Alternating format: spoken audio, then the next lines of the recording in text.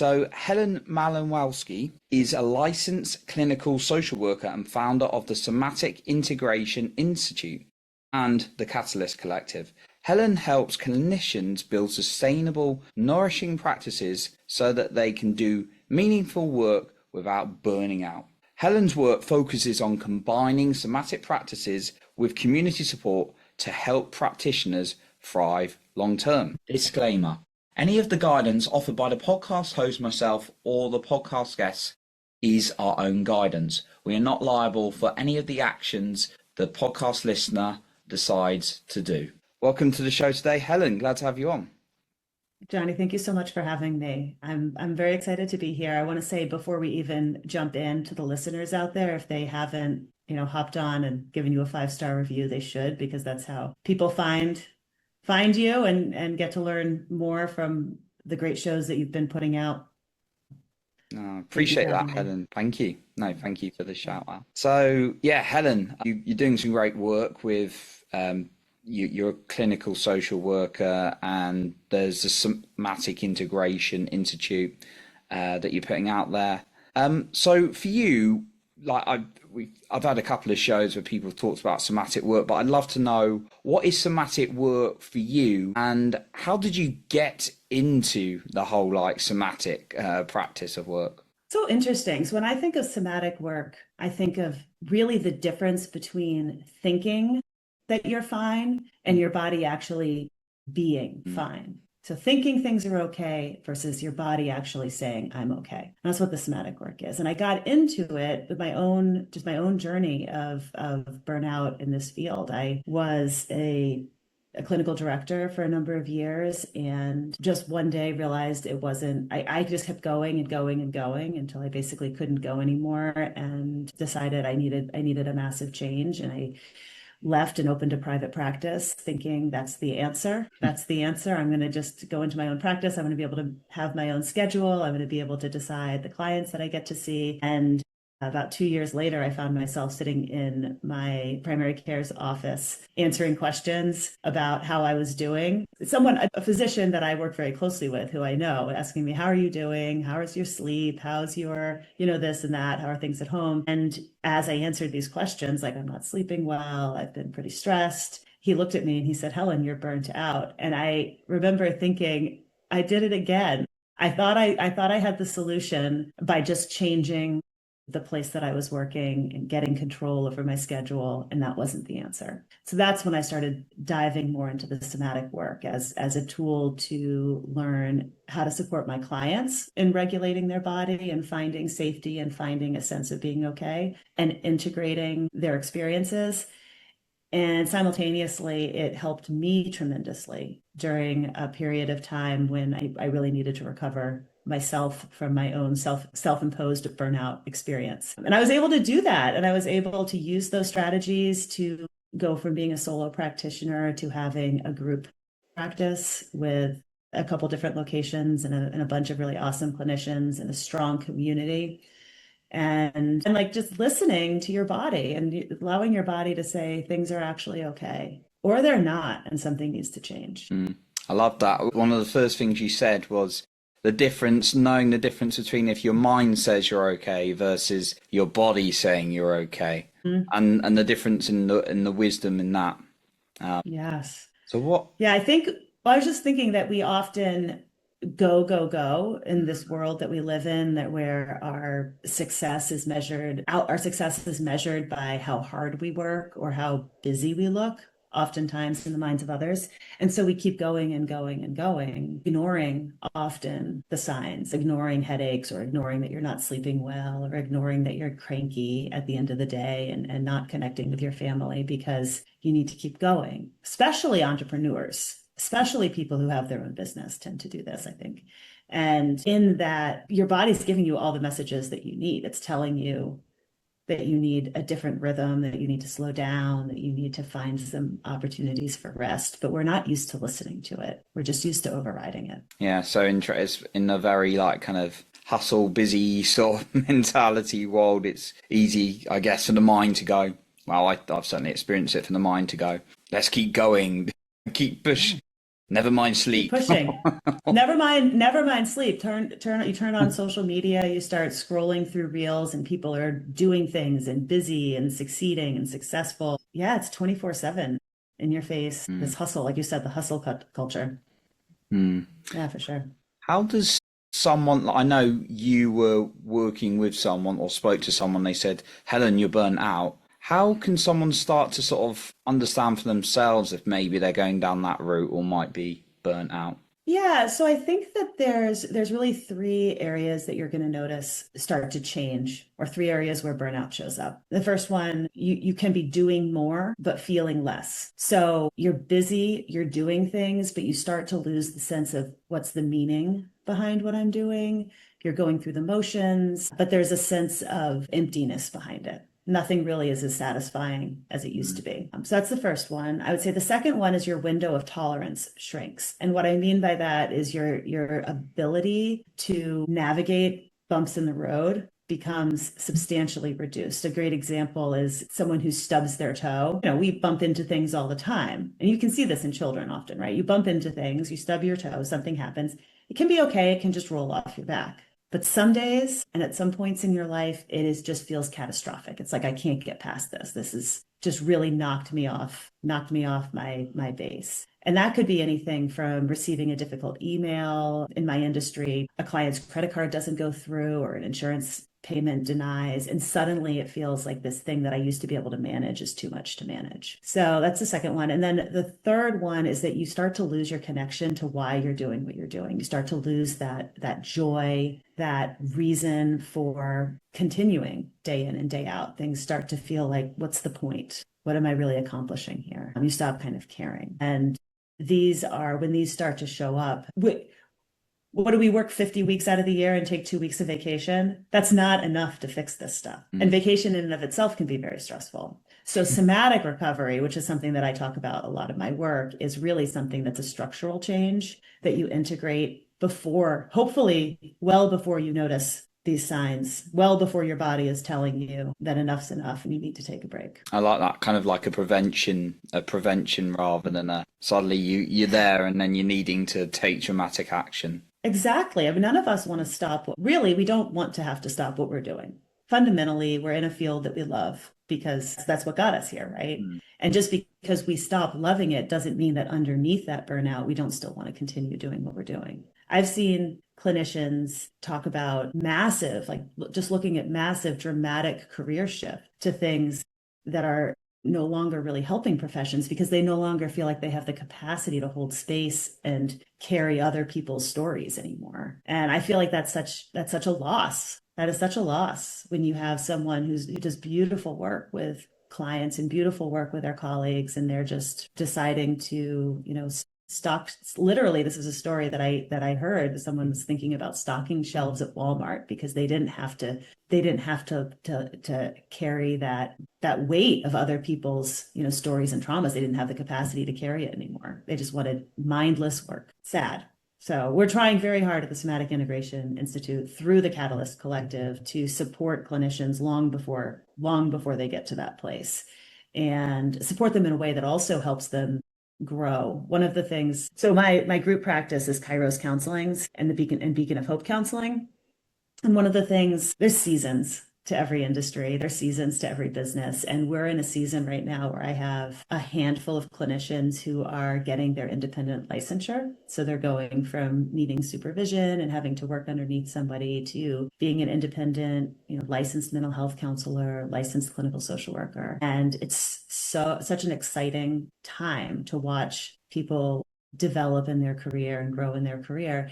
And it's also a really interesting opportunity to start having conversations about what is your career now going to look like now that you have the autonomy to make decisions about how you want to run either your own business or how you want to operate under somebody else's business. What's the right decision for you? And what are you bringing to the table and what are your strengths? And so either way, helping clinicians enter the field, stay in the field, grow their businesses in the field. That's what we're trying to do. And we're trying to really, it's the only way to do it is to not become overwhelmed, not burn out, not yeah, to stay regulated and present in your work. Love that. So it sounds like, correct me if I'm wrong, you're helping them create a vision or reconnect with a vision of what they really want as a social worker, as a clinician. But then you're also incorporating some somatic practices alongside that to help them regulate and keep their body on top. Absolutely. I think that one of the things that I have discovered is, let me take marketing for an example. If you're opening a new business, you're opening a new practice, you're going to have to put your face out there. You're going to have to go out into the world. And I remember very early in my professional, on my own private practice, that was terrifying. Everything in me would seize up, and I wouldn't know what to say, and I wouldn't want to put myself on social media. And even just like posting a picture on Psychology Today, for example, there's a lot of fear that comes with that visibility, and that fear shows up in your body. It shows up in tightness. It shows up in difficulty, like shortness of breath, can be like sweaty palms. And ultimately, if it's too much and you don't have the tools to recognize it and to settle yourself down and to take a breath and to notice, your seat in the chair, the support of the room around you, it's going to stop you from putting yourself out there, and people aren't going to be able to find you. Yeah, that's a common one. I'm glad you talked about marketing, because I know not just in your field, but I know it's a common one across entrepreneurship. People are So scared to put hard. themselves out there, right? Yeah, it can be pretty brutal. So it can be pretty brutal out there, but that's not a reason to not do it.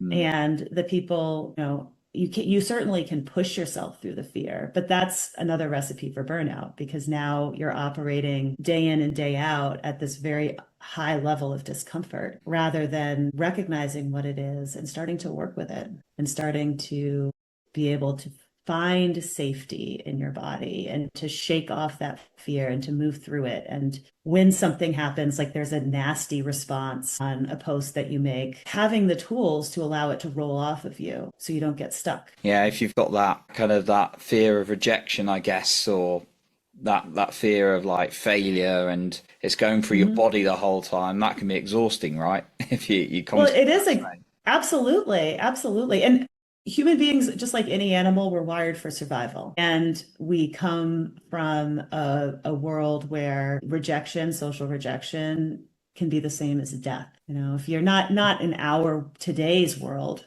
right? But if you're in a tribe, if you're in a small little community and that tribe rejects you, you're now on your own. So that is a very real fear. It is a very real, valid fear that Mm. we still carry, even though it doesn't necessarily apply in the same sense in the modern.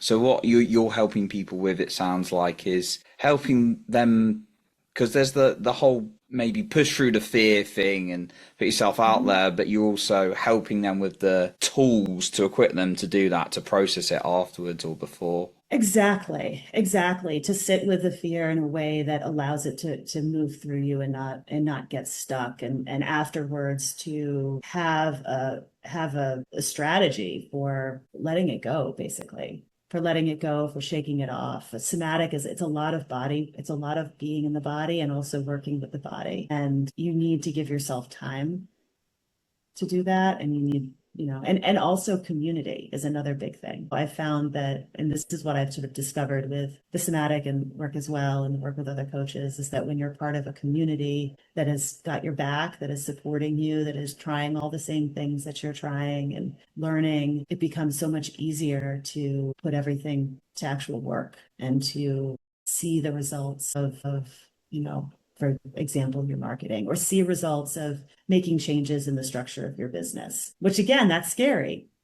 If you're thinking about, well, this thing isn't working, I need to make a policy change, or I need to restructure something. Well, how are people going to receive that? And your body can get really tight. And a lot of people get stuck in that, and they either push through it and make that change, but it comes across to their team maybe aggressive, or that you're dysregulated, or that you're uncertain because that's what you're feeling in your body, rather than settling everything down, taking a breath, knowing where it is that you are, and then presenting something to the team. They're going to receive it differently. Mm. They're going to feel that you're a stable, regulated, confident leader. So it's not just a time management problem with all the things that someone's got to do as a leader, Mm-mm. or in their company. No, it's not. It's not. It's certainly not. We always have a million different things that we need to do. It's interesting. I made a decision about a month ago that I was working too much in the evening. I had sort of had a slow creep again.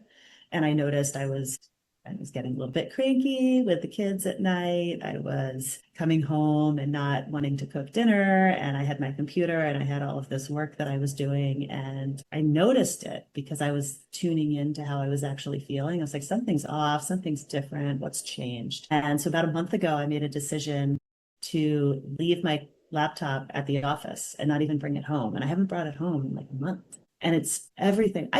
Still have a lot of things to do, but just not having it there has taken such a pressure off my shoulders. That sense of urgency, it's gone in the evenings. One little change in the environment. Yeah, just one little change. Helen, there's a lot of kind of maybe somatic tools out there, and people are like, oh, there's a few things I could be doing. Where do I begin? Like, what's your guidance for that? Because it sounds like you went down your own journey and tried a fair few tools, and now you share them with people, of course. Sure. So I talk a lot. It seems pretty basic, but I talk a lot about grounding. I talk a lot about really noticing where you are in this moment, being really present and mindfully present. And that's taking in your surroundings. So, if you're listening, for the listeners out there, just take a moment.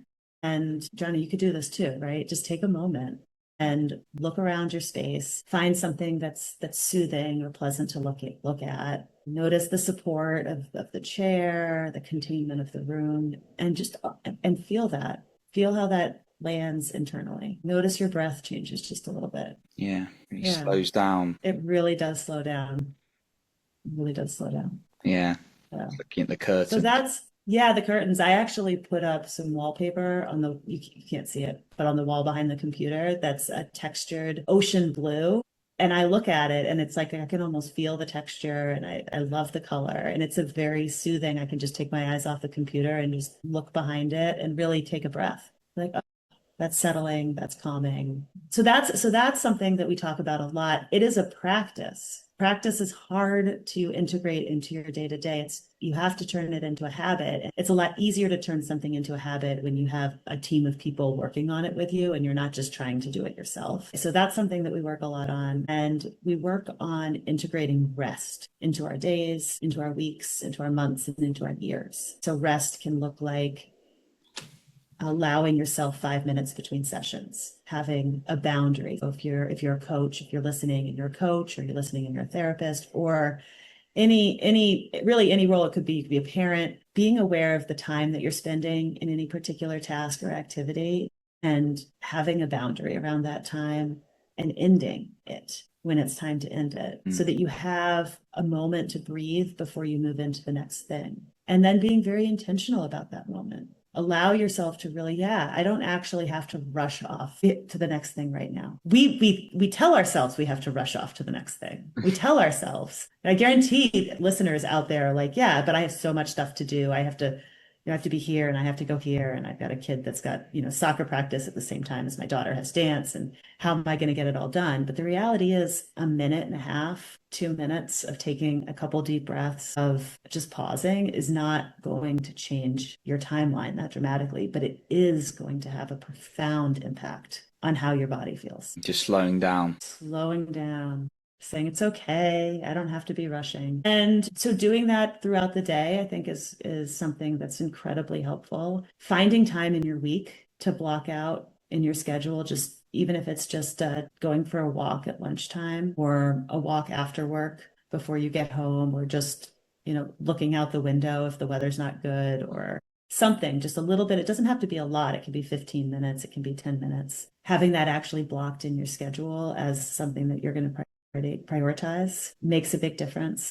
There's a lot of examples of really successful people that don't seem to work that hard. They take long breaks. They do a lot of rest. Our body does wonderful things when it's relaxed and it's calm. Our brain is actually able to work and to be creative, and which means putting down social media, right? It means putting your phone down also. It means not scrolling just because you have some downtime. Be information overload, and that's still find my mind still working. Your mind is totally Information. still working. It's Yeah. interesting. I was talking to someone else and we were talking about thinking time that some very successful people do. Like, I remember hearing people like Elon Musk like schedule thinking time. And it's not like I'm on my phone, it's like I'm thinking, kind of that's scheduled in, consciously thinking about something. The people, the kind of the big names who create big ideas, kind of, and leaders in the world. So it's quite interesting. And yeah, how that can intentionally trying to schedule things in like rest as well, but not the phone. I think that's an important point, or Not social the media at phone. least, maybe. Yeah. Yeah. And I think that when we are operating at a baseline higher level of stress, many times there's something, I mean, the phone, obviously we know it's addictive, right? We know it's addictive. We know it's hard to put down. It feels like a break. It Mm, feels like a break. It's a change from what I was doing before. It feels like a break. It's like if I were to reach for a beer or a glass of wine, it feels like it's a break, but mm. it's not actually allowing us to rest. You put alcohol in your system, your cardiovascular system is working harder. When you're scrolling on social media, your brain doesn't have a chance to slow down. So these are not ways to actually rest. They're contributing to the burnout and to the stress. So it Yeah. sounds like finding a way that works for you to sort of unwind. That's yeah, the Yeah. alcohol's a good example as well because I know it's a very common one. It's like, oh, it's been such a long, stressful week. Yeah. Let's get a pint. Let's get a glass of wine or bottle of wine or more or Or a something. bottle of wine or a Cosmo or something. Yeah. And that's not, it's not going to help. It might feel good in the moment, but it's not really what you need if you're trying to recover from a stressful week.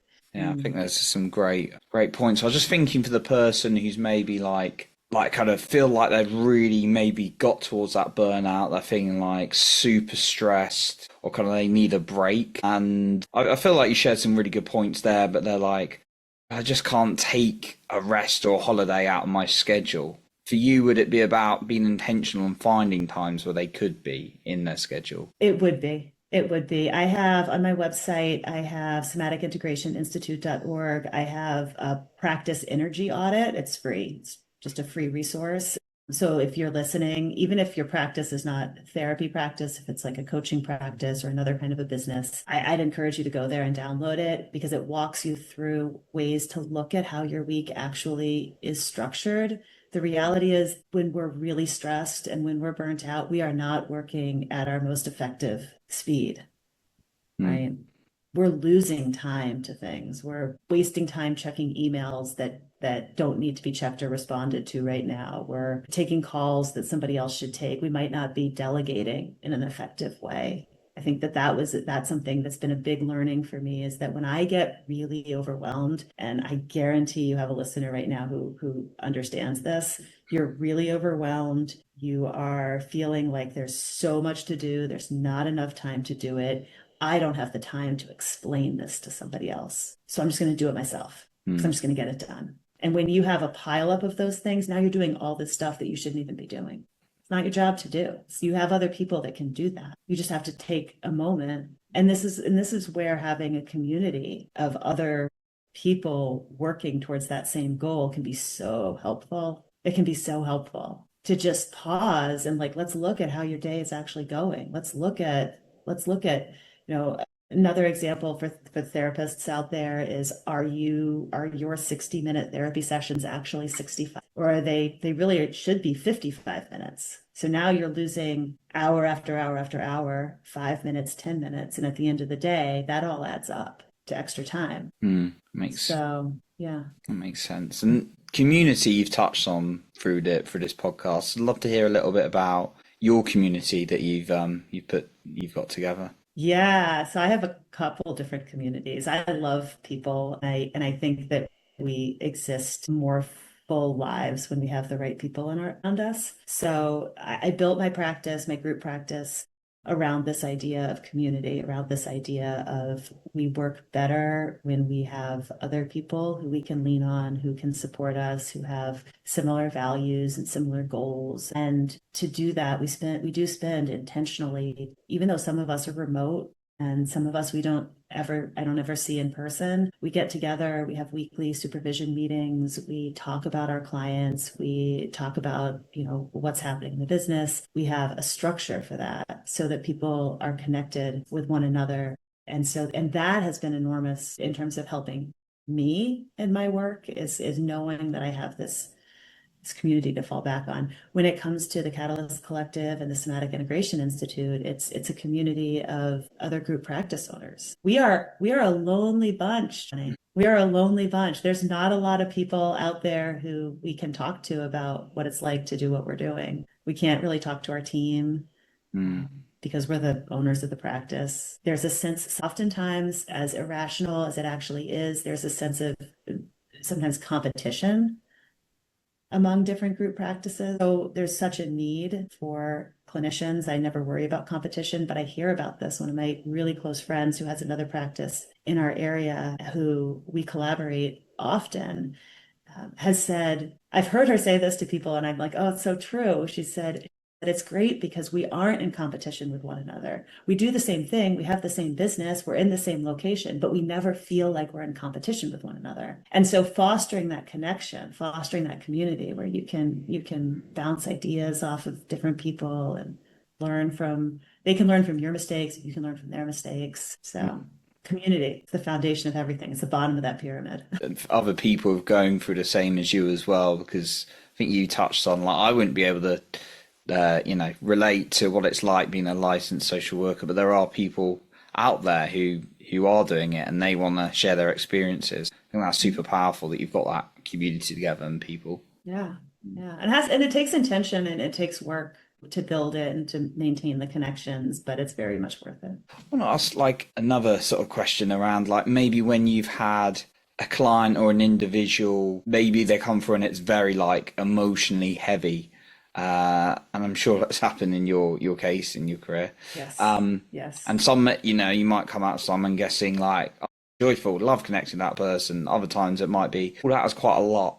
Do you find sometimes you have to schedule more or put more time in to recover in your day from those heavy ones? I think it depends. Again, it depends on your personal practices and it depends on how. There was definitely a period of time in my career where I would sort of intentionally see different, sort of types of clients, maybe like right before lunch, or I definitely wouldn't see them right after lunch, right? Or I'd see them in the morning so that I wasn't carrying it home with me at the end of the day. But as I've built my own personal somatic recovery practices, that's less necessary.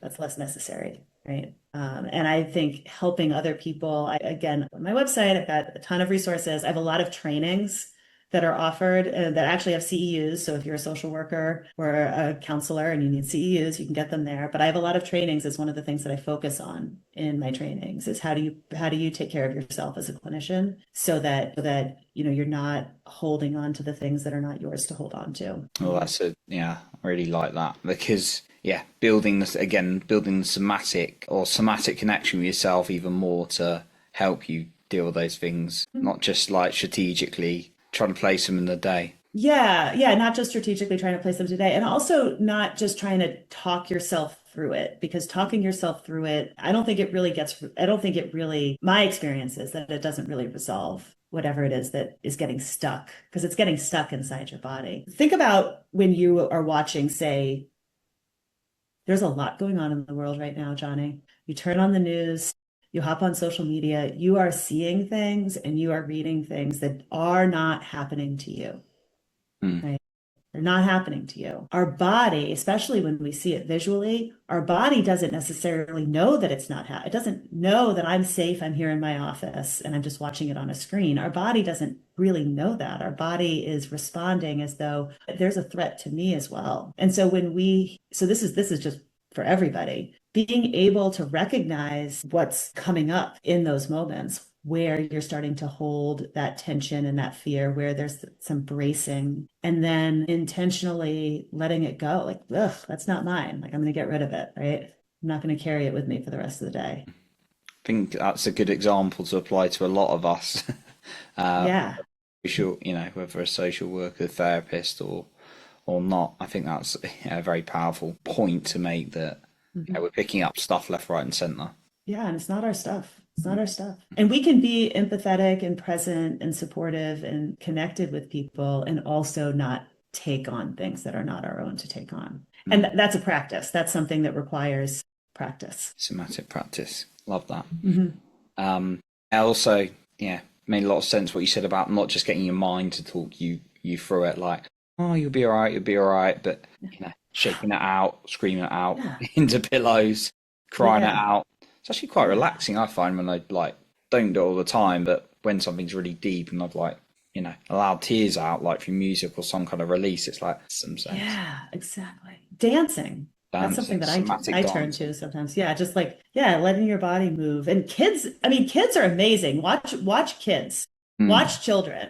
They Example. do this just naturally, right? If things get stressful, their bodies move. Their bodies move. So we can learn a lot from them. It's true. It's like that. And it's like, oh, they're fine 2 minutes later. Yeah.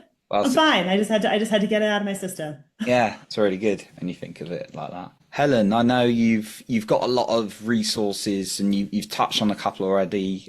You've got your groups, helping people with like assessing their energy and where they are at the moment. As we sort of wrap up today, I'd love to know, where is the best place for the listener to find you and your resources? And is there maybe something you'd like to end with today to just share a final? Yes, I'd love that.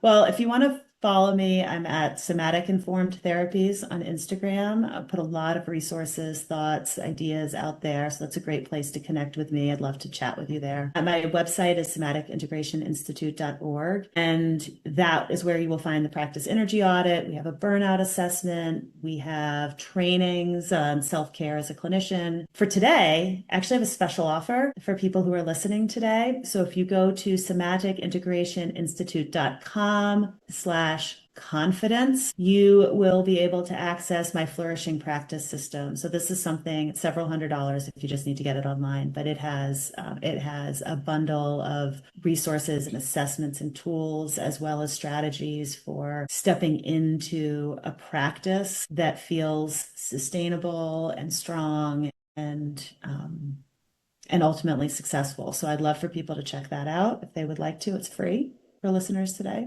And then also on my website, you can get more information about the Catalyst Collective, which again, it's that like incubator for group practice owners and clinicians who are trying to do something big in a way that still doesn't burn them out and doesn't leave them depleted. Amazing. Thank you for those, Helen.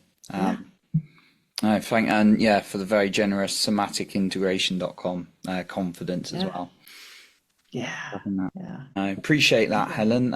All those gifts and the resources you're giving. So all of Helen's links will be in the show notes below. So you can just click there, including that amazing gift she's given us for free. That's usually several hundred. So yeah, click that below to get access to that and all Helen's amazing resources. So a massive thank you for coming on today, Helen. Thank you, Johnny. It was great talking with you. Absolutely. So that concludes our episode for today.